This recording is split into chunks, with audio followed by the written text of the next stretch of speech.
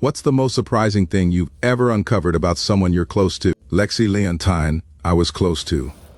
My brother is a bit of a black sheep. I'm the rainbow sheep, and Mom hates fighting, so while the other brothers hated him, I was more lenient. I didn't mind him. He and I got on pretty well.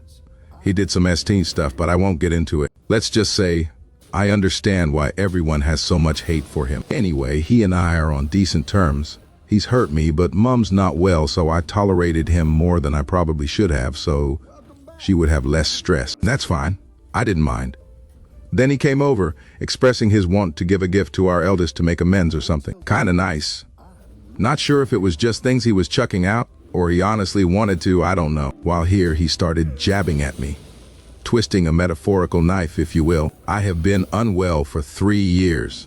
It's gotten pretty bad. I was depressed to the lowest point before that last step quite a few times, and still have an extremely low quality of life and outlook. But I'm persisting.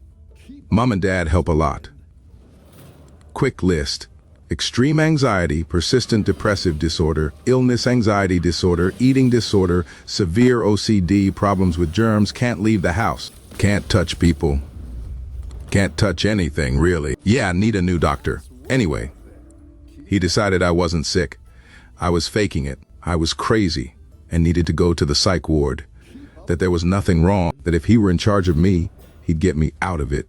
That he doesn't give a C about my feelings, and he's just being honest. That if Mom and Dad die, then he's the only one that could take me and would put up with me. That he was the hard done by one for his post-shoulder surgery. I will say he was constantly out of pain meds, taking too many, trying to guilt trip Mom into her, drinking heavily. I don't know if his pain was really that bad, or if he made it worse by misusing the prescribed drugs, but I don't know. I asked why he was trying to mend a bridge between himself and his elder brother, while simultaneously burning the bridge between himself and the only sibling left that liked him. He didn't really care. There was a fight. He called Mom a few days later and basically had one of those "my whole life is shit and everyone hates me" calls where he wanted Mom to organize an intervention of sorts in reverse. He wanted her to gather us all together so he could ask us why we hated him so much. When Mom tried to explain some of the things he's done over the years to turn everyone against him, he argued and refused to acknowledge it in complete denial. Safe to say, no meeting was held. We have barely spoke. He needed help with scanning, and I helped simply to make sure he left ASAP. He also found me down the street on one of my first times out of the house in 3 years. He thought that was a perfect time to hug me. Remember, I can't touch anyone, even Mom, which kills me. Well, I said no, and he ignored me and still touched me, saying, "It's fine, I am clean, I showered." Breakdown initiated right there in the street. Managed to get home and chill. Haven't spoken or seen him since. Thing is, I knew he was a compulsive liar. I knew he had unhealthy obsessions like cheating, then stalking his own GF when she dumps him. I knew he said terrible things to each of my family members, but it was never outright at me, besides trying to pick up my girlfriends and friends. Hitting on my friends and lying and wrecking my car without compensation. Now he's done this. I just can't see him the same.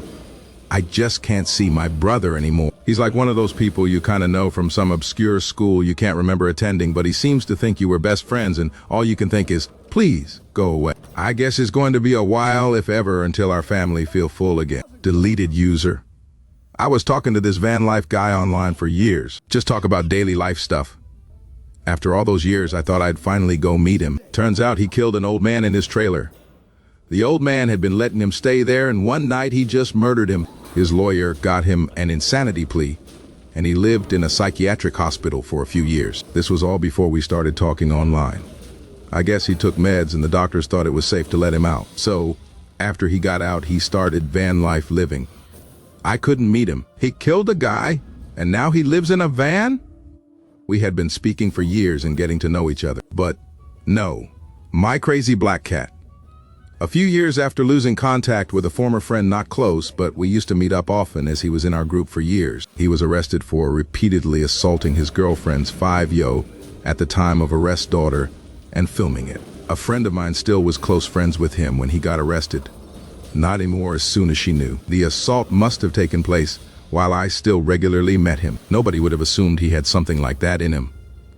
Outrageous. Many years ago, I went to a large gathering of my extended family to celebrate the engagement of my older cousin, mid-20s at the time, to his girlfriend, early 20s at the time. It was the first I had heard of them getting engaged.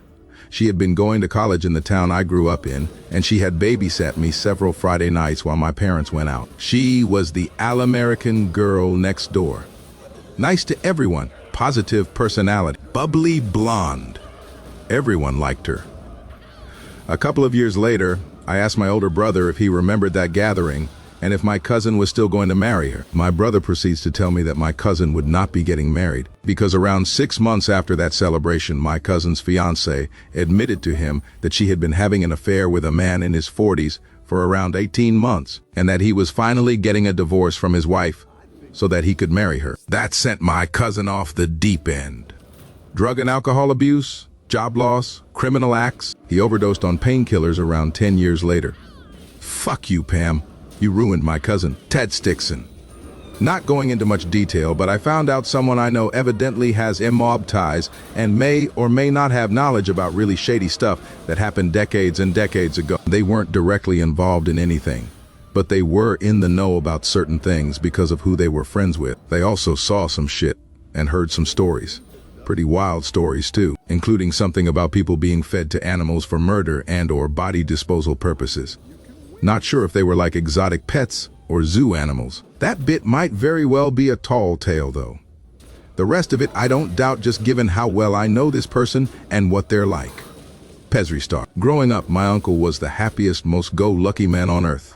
Always a smile, always a joke. Had no idea until I was grown that he'd actually been drafted to Vietnam and came back extremely fucked up mentally. Lost himself to alcohol, to the point he was waking up every morning not knowing how he'd gotten wherever he found himself, until one morning he wakes up in jail for rape. No memory of what happened, no defense to offer.